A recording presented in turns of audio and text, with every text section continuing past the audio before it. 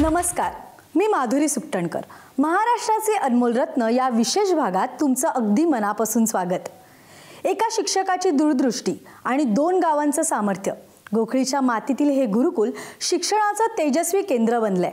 इथूनच घडतायत IIT, MBBS सारख्या यशस्वी वाटचालींचे मानकरी. चला तर मग जाणून घेऊया आपले आजचे पहिले अनमोल रत्न लक्ष्मण हरनावळजी यांच्या कार्याबद्दल.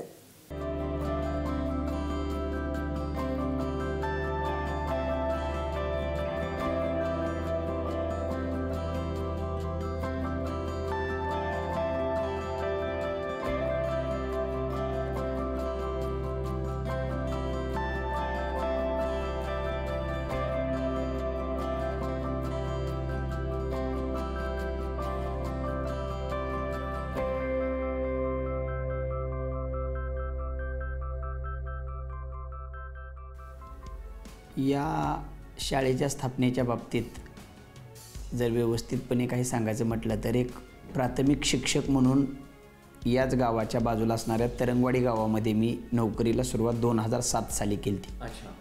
प्राथमिक शिक्षक म्हणून काम करत असताना मला जाणवत होतं की ग्रामीण भागातील विद्यार्थ्यांकडे खूप पोटेन्शियल आहे, पण दुर्दैवाने 1ली ते 4थीला हुशार असणारा मुलगा पुढं 5वी ते 10वीला जर दुसऱ्या शाळेमध्ये गेला तर तेवढी जिद्द आणि तेवढ्याच प्रकारचं पोटेन्शियल त्याचं अभ्यासाकडेच केंद्रित होईल अशा प्रकारचं मला जाणवत होतं की अभ्यासाकडे ते केंद्रित होत नाही.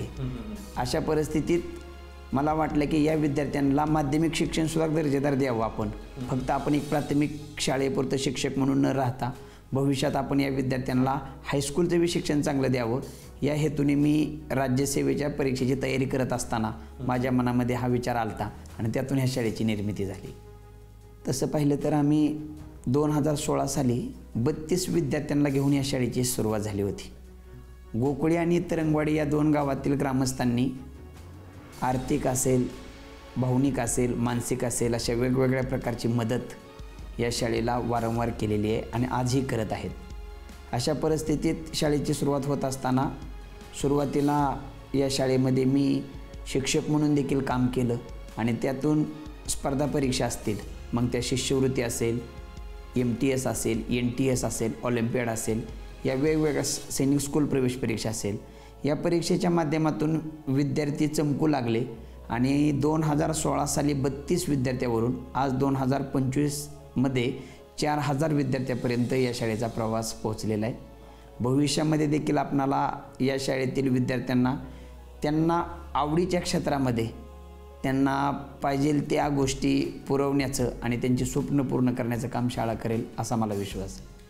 शेवटी विद्यार्थी कोणत्या बॅकग्राऊंडमधून येतो आहे त्याच्यापेक्षा तो अध्ययन करताना कोणत्या बॅकग्राऊंडमध्ये किंवा कोणत्या परिस्थितीमध्ये तो शिकतो हे महत्त्वाचं आहे. आज सर्वसामान्य कुटुंबामध्ये मोलमजुरी करणाऱ्या पालकांच्या मुलांना देखील एक आंतरराष्ट्रीय दर्जाचे क्लासरूम्स असतील, अध्यापक वर्ग महाराष्ट्र आणि महाराष्ट्राच्या बाहेरचा असेल आणि इंटरनेट आणि वेगवेगळ्या AI टेक्नॉलॉजीचा वापर करून विद्यार्थ्यांना जगामध्ये जे काही अपडेट नॉलेज आहे ते पोहोचवण्याचं काम आम्ही अशा प्रकारच्या दर्जेदार क्लासरूमच्या माध्यमातून करतो आहे. आणि त्याचा फायदा आम्हाला असा होतो आहे की विद्यार्थ्यांना अभ्यासामध्ये इंटरेस्ट निर्माण होतो आहे. शेवटी इंटरेस्ट असेल तर फोकस निर्माण होतो आहे. Focus is the outcome of interest आहे आणि तो इंटरेस्ट निर्माण करण्याचं काम वर्ग अध्यापनाच्या आणि त्या ठिकाणच्या असणाऱ्या पायाभूत सुविधांच्या माध्यमातून करण्याचं आम्ही या अत्याधुनिक क्लासरूमच्या माध्यमातून करत आहोत. शेवटी या शाळेमध्ये प्रवेश घेणाऱ्या विद्यार्थ्यांना शाळा हे आपलं घर वाटलं पाहिजे. या भावनेतून इंदापूर आणि इंदापूर तालुक्याच्या बाहेरून काही मुलं आहेत ती या शाळेमध्ये निवासी वसतिगृहामध्ये राहतात. त्यांना एक दर्जेदार राहण्याची व्यवस्था असेल, जेवणाची व्यवस्था असेल, त्यांना अभ्यासासाठी स्टडी रूमची व्यवस्था असेल, ह्या पुरवणे आमचं कर्तव्य आहे आणि त्यातून त्या विद्यार्थ्यांना त्यांच्या आयुष्यामध्ये जी स्वप्न त्यांनी पाहिलेत ती पूर्ण करण्यासाठी मदत होते. त्याचबरोबर सर्वच मुलं हॉस्टेलला राहत नाहीत. इंदापूर तालुक्यातील अनेक गावातील मुलं ही अपडाऊन करतात आणि त्यांच्यासाठी एक चांगल्या प्रकारची ट्रान्सपोर्ट सिस्टीम आपण शाळेच्या माध्यमातून त्या ठिकाणी पुरवतो आहे.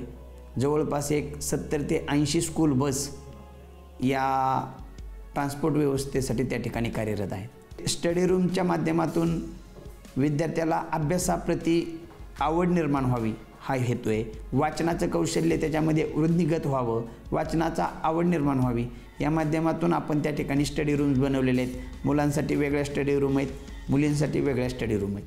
शाळेमध्ये येणाऱ्या प्रत्येक विद्यार्थ्याचा बौद्धिक असेल, भावनिक असेल, सामाजिक असेल, आध्यात्मिक असेल, आत्मिक असेल अशा वेगवेगळ्या अंगाने विकास करण्याच्या माध्यमातून त्याच्या अंगामध्ये असणाऱ्या सुप्त गुणांना वाव देण्याच्या हेतूने दरवर्षी क्रीडा दिनाच्या निमित्ताने वेगवेगळ्या क्रीडा स्पर्धा शाळेमध्ये आयोजित केल्या जातात.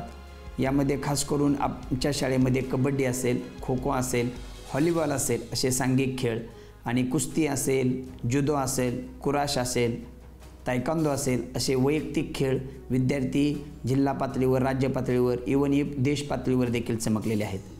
आयुष्यामध्ये शिक्षक म्हणून काम केल्यानंतर माझ्या मनामध्ये मी ठरवलं होतं, ज्यावेळेस आपण जीवनामध्ये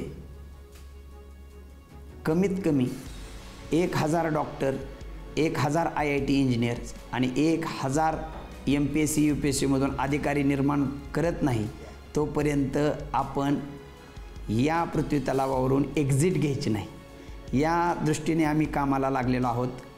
3 वर्षामध्ये आम्ही आत्तापर्यंत जवळपास 8 विद्यार्थी IITसाठी पाठवलेत, जवळपास 20 विद्यार्थी MBBSसाठी पाठवलेले आहेत आणि येणाऱ्या काळामध्ये MPSC UPSCच्या माध्यमातून अनेक विद्यार्थी अधिकारी करायचे आहेत. आणि या राष्ट्रनिर्मितीमध्ये या गुरुकुल गोकुळीचा वाटा उत्तरोत्तर आपल्याला वाढवायचा आहे. हे मिशन आणि हे ॲम्बिशन घेऊन आम्ही कामाला लागलेलो आहोत. यामध्ये माझ्या एकट्याचं हे यश अजिबात असू शकत नाही आहे. चपाती करणाऱ्या ताई ते या शाळेचे मुख्याध्यापक, यामध्ये शिपाई असतील, वर्गशिक्षक, विभाग प्रमुख, ट्रान्सपोर्ट करणारे ड्रायव्हर असतील, पालक असतील, गावातील ग्रामस्थ असतील अशा असंख्य लोकांचा प्रत्यक्ष आणि अप्रत्यक्ष वाटा या गुणवत्तेमध्ये दडलेला आहे. आणि हे ॲम्बिशन मनामध्ये ओराशीट बाळगून आम्ही पुढं वाटचाल करीत आहोत.